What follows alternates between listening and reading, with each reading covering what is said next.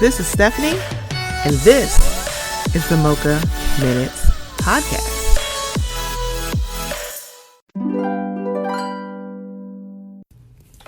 Hey guys, before we get into the episode, I just wanted to let you know about something that's a little new here at the Mocha Minutes Podcast. We are now participating in Buy Me a Coffee. So if you haven't heard, buymeacoffee.com is a place where you can show some support and some love monetarily to some of your favorite content creators. That includes me. So it's in the increments of either $1, $3, or $5, and you can do as many as you would like. So I just wanted to let you guys know, would love some support. So if you would go to buymeacoffee.com/Mocha Minutes, I would greatly appreciate it. It will also be in the show notes. Okay, here we go. A boy is born in Hard Time, Mississippi, surrounded by four walls that ain't so pretty. His parents give him love and affection to keep him strong, move him in the right direction, living just enough for the city.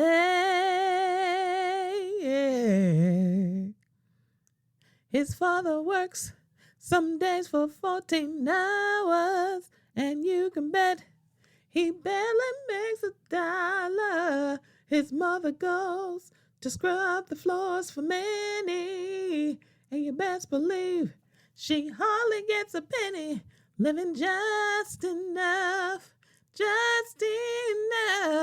for the city. Hello, welcome to the Mocha Minutes Podcast. I'm Stephanie. Thank you so much for joining me. I'm heading out of town, heading to Atlanta.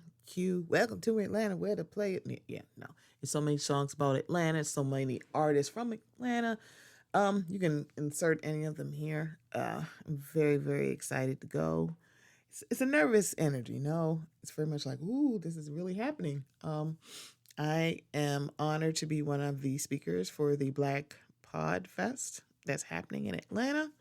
I am very excited. So yeah, I'm heading out of town, but thought I would just give a solo dolo episode. Not going to be before you too long. A lot has happened in the last few weeks. It really has. I think when I was recording with Kendrick, I wasn't ready to talk about Buffalo. And a part of me still isn't ready to talk about Buffalo. So for everybody who doesn't know, and it's not that you don't, but an 18-year-old drove hours to a town within Buffalo that he knew had a high concentration of Black people in the neighborhood. So, for people who don't know, I have no problem talking about this. Actually, I do have a problem, but don't have a problem talking about this a little bit further. So on May 14th, at a Tops Friendly Market, which is in a majority Black neighborhood, a shooter live streamed on Twitch him going into a supermarket and killing 10 people. 3 people were injured. He went out of his way to go to this supermarket, and while he was there, he stumbled upon a white patron. He may have been patron or employee. He said, "Oh, sorry," and passed right by him. One of the managers was in the back trying to hide because, active shooter, was whispering on the phone. The 911 operator was like, "I can't hear you. Why are you whispering?" Ended up hanging up on her because she had dropped the phone. Then that assistant manager called her boyfriend and told him to call the police. Who did? She called 911. So this this young man, I'm sorry, no, this man, because he's 18. Since we want to age up our children, I'm going to call him what he is, an 18-year-old man. He had written a manifesto. He live streamed this on Twitch. He called himself a ethno nationalist and white supremacist. And he was a big proponent of the Great Replacement theory. It's a far right thing, Great Replacement. We're basically, wow, I didn't think this would be so hard to talk about, but it is and it's not.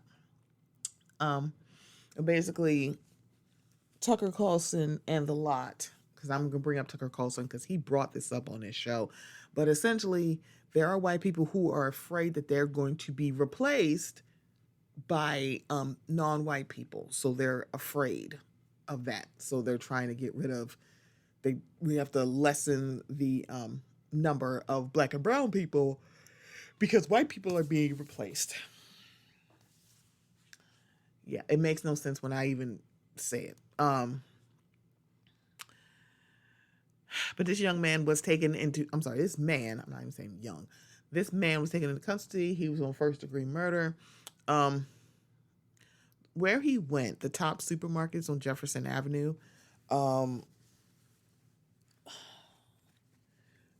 we are in 2022 and we're still at the notion of food deserts.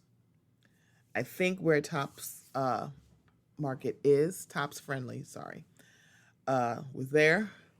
A lot of people are looking at it like, let's talk about food deserts. Like, yeah, in 2022, I shouldn't think about food deserts.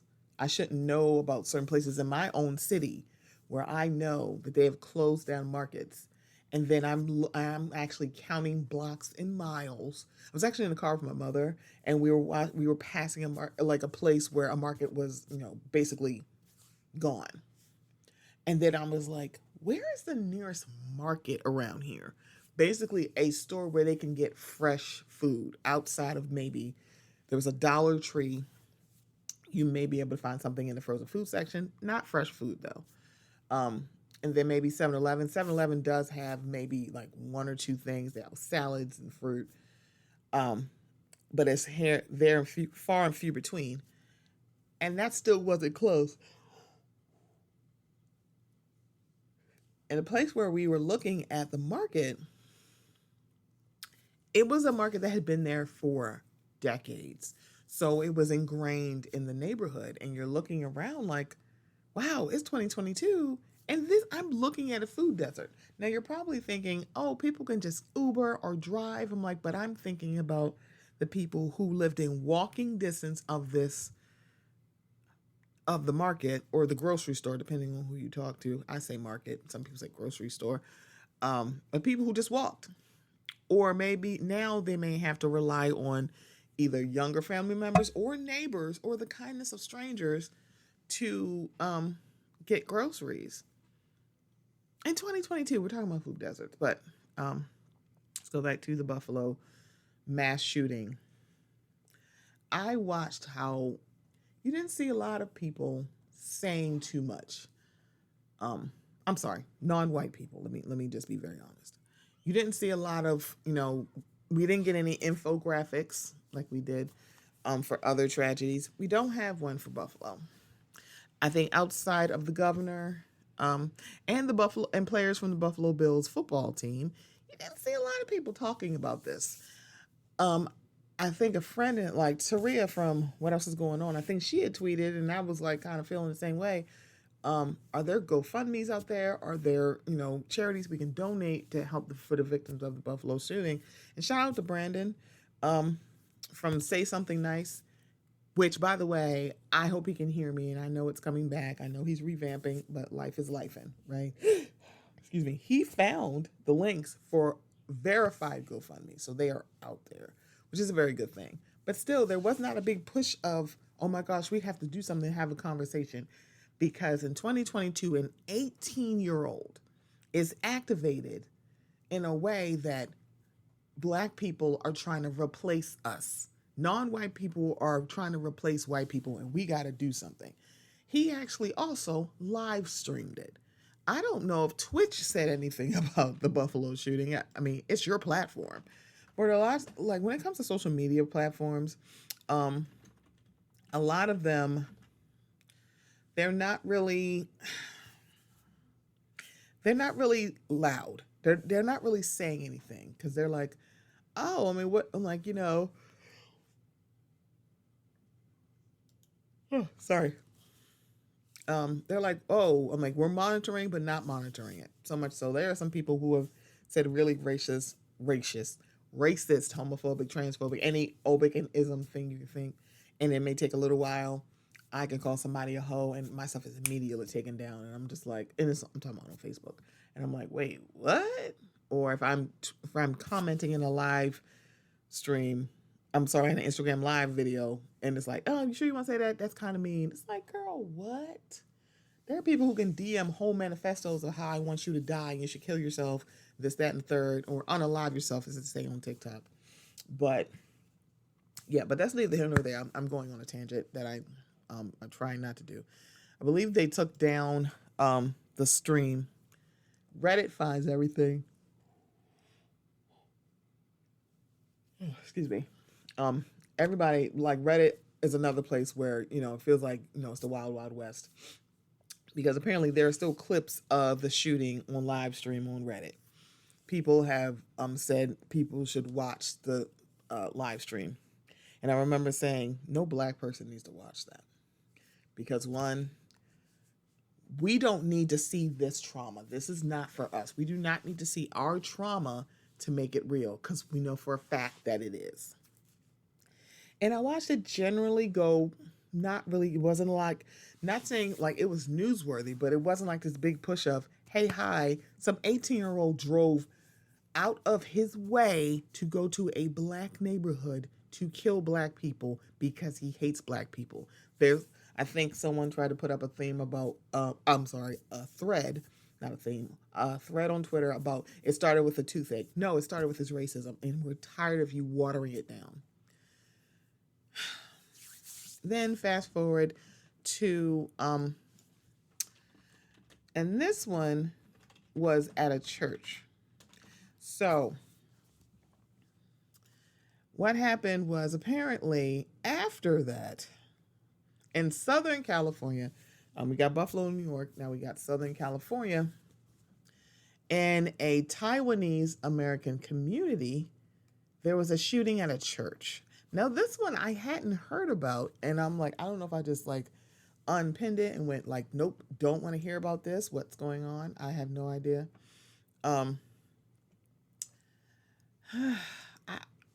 like flabbergasted, because at first I was like, what just happened? That we are sitting here like, wait, someone's getting shot, another shooting at another church. So for everybody who didn't know, because I didn't know about this, because I had not heard about it. But apparently on May 14th, Buffalo happened, where you had someone literally shooting up a grocery store because you hate black people. But it looks like, stop that. Sorry. I'm trying to pull this up and it keeps giving me back to the same place. I have no idea what's going on. But it looks like a Las Vegas man suspected in Sunday's shooting that left one person dead and 5 others injured at a meeting of Asian churchgoers in Southern California was motivated by political tensions between China and Taiwan. So it seems like it may have been inter-community, but not really, because it's still, you're shooting up a church. Okay. So it looks like this was, again, it was motivated by hate of Chinese people.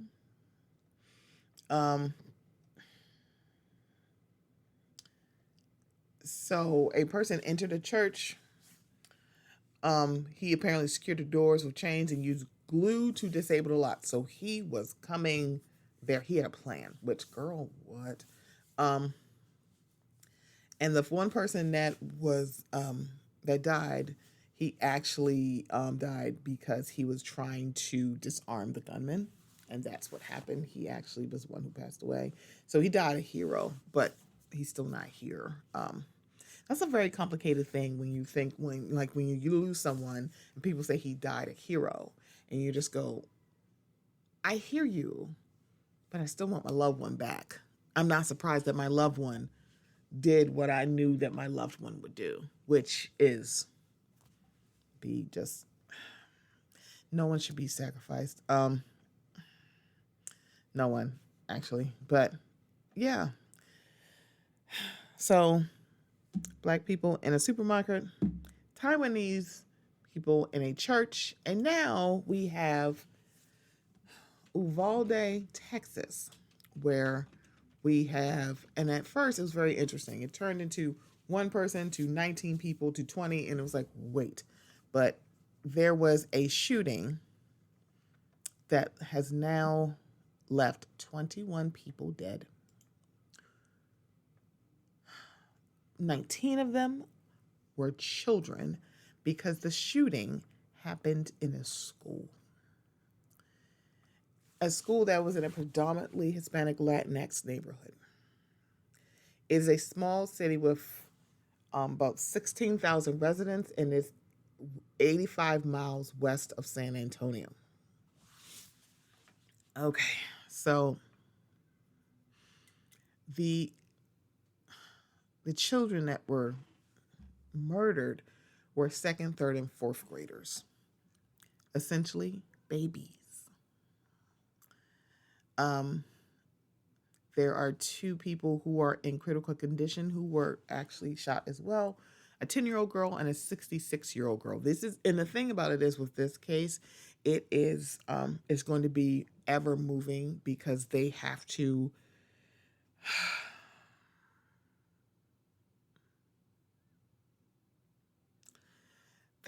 go through so many things because they have to identify these children.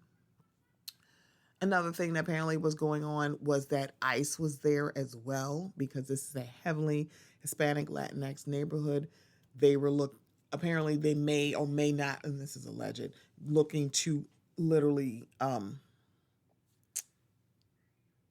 arrest people who were here illegally, which at this point, girl, nobody cares. Babies are dead. Like, can y'all literally stop being pieces of shit for like 2 minutes? I implore you. So here we are. I'm of an age where I remember Columbine. And even then, it was never really these 2 boys, because these were high school students that killed other high school students. It became about music, Marilyn Manson, the Basketball Diaries, The Matrix. Basically, everybody else was at fault and not the 2 boys who decided to take the law and basically come in there because, basically end lives and terrorize people. It wasn't their fault. People who, survivors of Columbine, their kids are now in school. And I don't even want to know or can even understand how they're feeling right now. They're like, I was in Columbine. I survived that. And now we have active shooter drills for children. There are businesses who do active shooter trainings, right? But these are adults. We're doing active shooter for children. They have to know what to do in case that someone comes into their building and starts shooting. We're talking about babies. Babies have to know that. Babies should not, no second grader should know how to handle themselves in a crisis situation. And then you go from all the different school shootings to Sandy Hook in 2012. Because at that point, people were looking at school shootings, oh, it's older kids, it's high schools. Oh, it was kind of like, hold my beer. Because here comes Sandy Hook, and this is in elementary school where this boy he killed his mother, or was it his grandmother? I can't remember. No, I think it was his mom. Um, and then came and shot up an elementary school where he literally killed babies. And it was at that moment I watched people seeing babies, pictures of little children who were unalived by a maniac. And people still going, I gotta have my gun. There used to be a wave of midnight showings of movies. Love them. Those were events, honey. We were like, some are like, late. We're like, we're older. We gotta do like 5 hour 5 hour energy so we can stay up. But come back to watch this and, maybe go to work or, call in or take the morning off, whatever.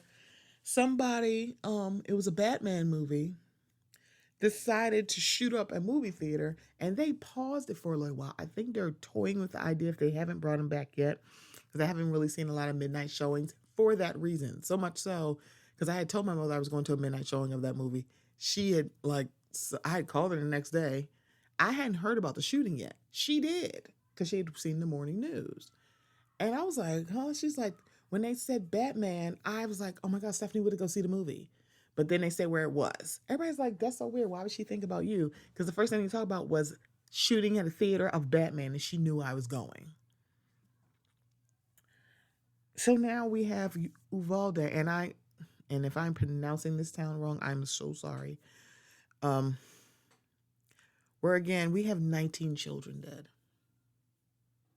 19. These are babies. This is a tragedy. And I feel like I'm not talking about the Parkland shooting that happened a few years ago, where these kids at Parkland got activated real quickly. Like, no, things need to change. Things need to change, because apparently there were 17 people murdered there. We're talking about watching children being unalived or having trauma from seeing other children being unalived. And people are still wanting to fight about, but I want my gun. Or because the shooter in Texas, Uvalde, Texas, I believe they're now saying he may be, and this is allegedly, Hispanic or Latinx. So now it's a war on citizenship. Y'all really are pieces of shit. Because some of the same folks who are now speaking about the shooting in Texas said nothing about the shooting in Taiwanese at the time, the Taiwanese church, said nothing about Buffalo, where these shootings were directly related to either race or ethnicity. Because I think the shooter, the Taiwanese church, actually was Chinese. So it's about ethnicity, if I'm not. And you know what? Charmaine can correct me, because she knows this, because she's super smart. And so you're watching this going, y'all said nothing, where this was directly related to that. This is, let's talk about citizenship and illegal people who are here illegally. Most domestic terrorists are white, and you don't demonize them. Or things like Buffalo, you don't say anything. It's kind of like, oh, that's a shame. You probably maybe like the tweet, shared something on your story, but you're not that vocal. And I had a thought, and I tweeted out in a thread, and it's not I do stand by it. I've noticed that and I'm talking about white celebrities. If you're not a white celebrity, please don't come to me like, say, girl. Some of the more vocal white celebrities who may say things, if it's about where they are right now, certain things they will speak on. When it had the fire at Notre Dame, they were very vocal. At the bombing at a soccer game in France, very vocal. Sandy Hook, very vocal. And when I say that, I'm not saying these things aren't tragedies, right? But certain things, like literally the fact that 10 people were murdered in a Buffalo supermarket, the majority of them were older Black people. And people are saying, oh, one person died a hero. One was a guard and trying to save life. One woman ran a a soup kitchen. Some of these same people aren't saying anything, and I think it's because the victims don't look like them. This is not something that could happen to them, so they don't say anything. Now, this is just my opinion. It is not based on fact, it's just based on feeling. And it's feeling of disappointment. Because one, why we're not, shout out to Captain America, aka American's Ass, aka Chris Evans. But you saw a lot of black people talking about it. If you're a Buffalo football player, you talked about it because it happened in Buffalo. But it wasn't like a big, oh my God, we should say something, or I'm going to say something, or this is tragedy and racism is wrong. Because there was no other explanation about Buffalo except racism. There was no other reason. He literally came in. There was no toothache, no mental health condition, nothing. He went there because he hated black people and he wanted them dead. Imagine that. People literally driving hours away to kill you simply because of something you can't change, your skin tone. He's a piece of shit. And the fact is, he's still alive. When I heard about the Texas shooting with the children, 19 babies, 19. And they said the shooter, first they were saying he was in custody, and then it was the shooter has been killed. And my first thought was, that is because he's not white. That was my first thought. And why should that be? Why is that my first thought? Why is it? Why is that my first thought? Oh, you kill people who do heinous things when they're not white. White person you seemingly can take in custody, put him like a vest on him, give him Burger King.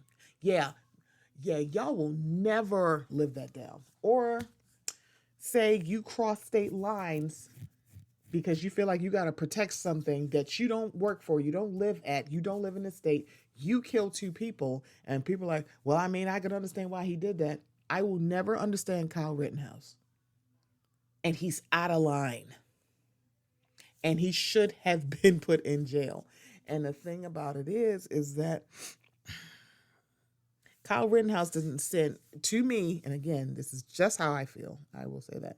Kyle Rittenhouse wasn't sending a message to black people. He was sending a message to white people because his victims were white. They were marching with Black Lives Matter. Like, that sends a message to y'all, not to us. We are used to no accountability for unaliving us. No accountability for our lives. You can just gun us down like dogs. But I saw a lot. There were white people going, wait a minute. It's like, we've been saying this for decades. Baby, shit ain't fair. And I remember with Sandy Hook, there was like talk about, like, people wanted to dig in Obama's ass because he wanted to take automatic, like, he wanted to take parts away from gun. We wanted gun reform. And they were like, hell no. And it was like, if babies being unalived in an elementary school is not going to change you, then nothing in this country is going to change. Other countries, they have like less than five less than 5 school shootings.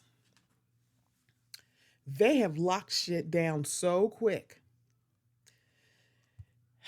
They're like, oh no, that is one. That is one too many. And it's crazy to me to watch. It's like they see 1 or 2 and that's it. And they're like, nope, none. Like, I'm looking for the graphic because I was sitting here like, bruh. So shout out to Lecrae, who put up a list of this is since 2009 world population review stats, and this is about school shootings. Hungary 1, Estonia 1, Brazil 2, France 2, Canada 2, Afghanistan 3, Pakistan 4, Nigeria 4, India 4, South Africa 6, Mexico 8, United States 288. When it comes to being number one in something, school shootings, should never be you're like, oh, we're number one. This is something you would never want to be number one in. Top 5, no. Something has got to change. It's got to change. And then it turns into some of the folks that are talking about what happened in Texas were very much against, and this turns into a political thing. These are people's lives. This is not political.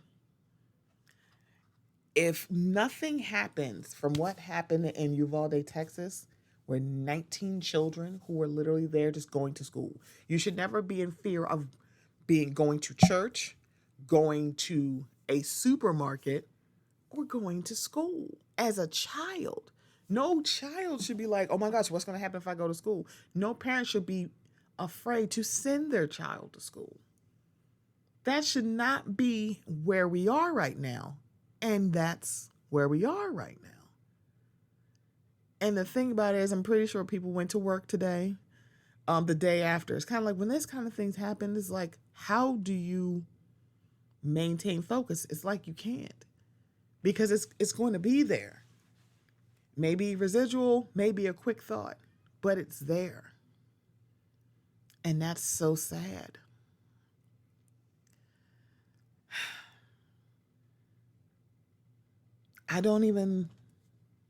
Sometimes I don't know what to say. Because you want things to be better. You want things to change.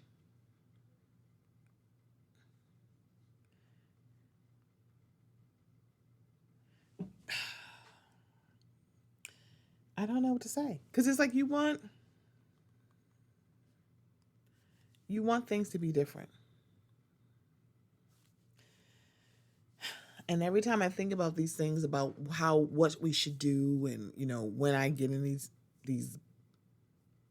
feelings of, oh my gosh, I'm at an age and this is still going on, and it seemingly seems worse. It always makes me think about the Lorax and the quote, unless someone like you cares a whole awful lot, nothing is going to get better. It's not. I don't like comparing Buffalo or the Orange County Church or Uvalde, Texas, or Parkland or Columbine. The bad part about it is it's not reflected in the same way. It's not handled all the way. Because for some people, if I can't imagine myself in it, I'm just not going to say anything. And that's wild. Because we also saw a lot of people being quiet about the insurrection on January 6th. And the majority of other people look just like y'all. But again, it was like, no, don't look at me. No. I mean, I know they're white like me, but girl, no, I would never. Then speak out and say that shit is wrong. Interesting how that works. Y'all, I did say I wasn't going, because this was not, I didn't write any notes. I didn't write anything down. I just wanted to put this on the mic. And I told you I wasn't going to be here long. I could say it's because it's a lot and it's ever evolving. It's just, I'm disheartened and disappointed because Black people, Asian people, Latinx people, Hispanic people, Middle Eastern people, every non-white person in this country and abroad, we are not safe. And then we are running out of places where we can be safe. And people say probably safe in your own home. Tell that to people who have been unalived because of no-knock warrants in their own home. So it's kind of like, it seems like, where's a safe place to, it's kind of like even with having somebody out of your sight, because you don't know. Because with Buffalo, I looked at the ages of those people. And then I was like, that could have been my mama. That was somebody's mother, somebody's aunt, somebody's spouse, somebody's school teacher, somebody's friend, somebody's father, grandfather, uncle, cousin, anything, or just a cool person in the neighborhood, and they didn't come home, and all they were doing was going to the market, and now they're unalived because of a piece of shit who literally listened to older people tell them bullshit. Kind of like how some guy drove across country because he heard that there were child molesters in the basement in the pizza place. Someone lied about Hillary Clinton. It was like, what is wrong with y'all? Y'all lie so much, but then want facts when people are saying what you're saying is racist and homophobic and transphobic and xenophobic and anti-Semitic. Y'all want facts. Prove it. Oh, you're so woke. Woke became a bad thing. And it's not. It became bad when y'all tried to make it a catch-all for everything. But y'all, I'm going to go. I'm going to step away from the mic, girl. But short little rant. A preview of the soon-to-come Patreon of Mocha Minutes. It's probably just going to be Mocha size. S-I-G-H. It sounds like thighs, but I said Mocha size because I be sighing, girl. But everybody, please, please, please protect your energy. Protect yourselves. Mostly your energy. And if you have to check out or tap out on things, you go right ahead and say, you know what, I'm going to tap out and go watch something funny. I'm going to tap out and go read. I'm going to tap out and go color. I'm going to tap out and go spend time with my babies.